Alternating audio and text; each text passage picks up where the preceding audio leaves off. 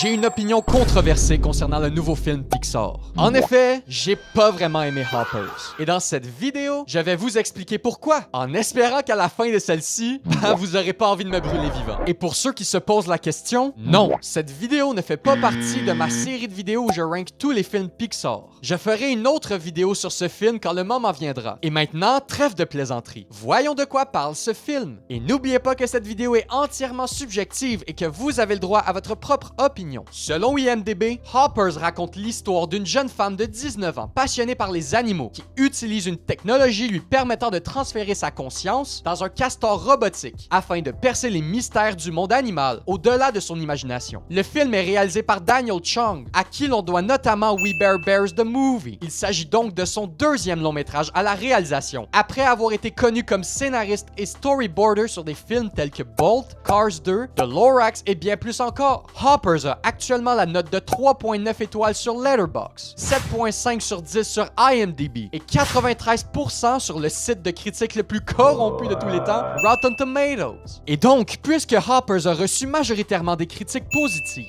pourquoi est-ce que je vous dis que je n'ai pas vraiment aimé le film? Eh ben, passons à la review. Attention, alerte aux spoilers à partir de maintenant. Pour commencer, parlons de quelques trucs que j'ai appréciés dans ce film. Je trouve le concept de sauter dans la peau d'un animal plutôt original et fun. Il nous ouvre les yeux sur une nouvelle perspective sur le monde. Découvrir le monde à travers les yeux des animaux est plutôt intéressant, même si ce n'est pas le premier film à le faire. Je trouve également que le message global du film est assez positif. J'apprécie qu'au lieu d'opposer les gentils aux méchants à la fin, le film tente de les mélanger et met en valeur l'idée de vivre tous ensemble en harmonie. Je trouve ça très pertinent de nos jours, surtout vu la division actuelle que nous vivons entre la gauche et la droite. Je suis content que le film n'ait pas pris parti pour un camp et qu'il a plutôt cherché à montrer comment nous pouvons tous vivre ensemble en trouvant des compromis. Globalement, j'aime beaucoup le message positif qui se dégage à travers le film, surtout lors de sa conclusion. J'aime la façon dont Mabel et le maire ont fini par trouver un compromis et comprendre le point de vue de l'autre. Certes, ils avaient de nombreux désaccords, mais ils ont fini par se respecter mutuellement. L'animation est également assez réussie, et même si le passage du point de vue des humains à celui des animaux est parfois étrange et déroutant, j'aime beaucoup la façon dont c'est fait. Ça donne parfois des moments assez drôles et mignons. Il y a aussi des moments assez créatifs, comme quand le requin sort de l'eau en volant. Honnêtement, je suis sûr que Pixar avait fumé quelque chose en écrivant cette scène. Je peux pas croire qu'ils aient fait autrement. Ceci étant dit, parlons maintenant de ce que je n'ai pas apprécié du film. Premièrement, j'ai quelques problèmes avec Mabel.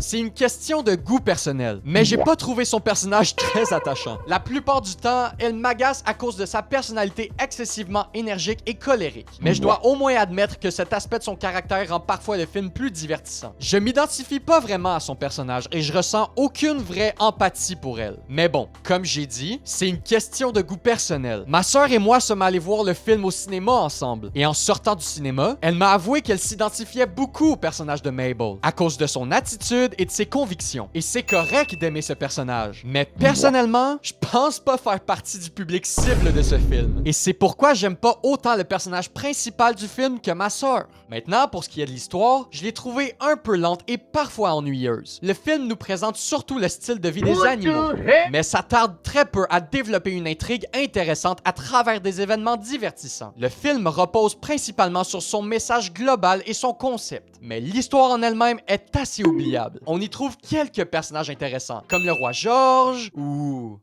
Bon, d'accord. J'avoue, le roi George est quasiment le seul personnage marquant du film. Les autres étaient, à mon avis, soit oubliables, soit inintéressants. Je pense que la plupart étaient mal utilisés, car ils étaient peu développés ou utilisés comme des comedic relief. Prenons la grand-mère de Mabel, par exemple. Son but de base est de motiver Mabel à sauver les animaux, et ça fonctionne au début du film. Mais à un moment donné, le film nous montre des flashbacks la concernant qui sont un peu out of place et peu nécessaires. C'est comme si on nous forçait à nous souvenir de son existence alors qu'on est déjà passé à autre chose. Je pense aussi que le seul aspect qui a rendu certains des personnages mémorables était leur design unique. Et c'est tout. Il y a tellement de potentiel gâché. J'ai l'impression que la plupart des personnages ont été créés uniquement pour créer des memes sur Internet et booster la popularité du film ainsi, ou pour servir de comedic relief pendant le film. Ce qui, personnellement, ne m'a pas tant fait rire. En parlant d'humour, j'ai vraiment détesté l'humour de ce film. C'était surtout un humour enfantin pas très drôle. Et j'entends déjà certains d'entre vous me dire « Mais c'est un film pour enfants! C'est sûr qu'il y aura des blagues faites pour les enfants! » Oui, je suis au courant. Mais une blague bien amenée peut faire rigoler n'importe qui. Dans le film Hoppers, l'humour était plutôt un genre d'humour forcé dans ta face, avec de nombreuses blagues stupides et des grimaces pas très drôles. Et quand aucun enfant rit à tes blagues dans la salle de cinéma, ce qui est réellement arrivé dans mon cas by the way, eh bien je me dis que tes blagues sont tout simplement nulles à chier.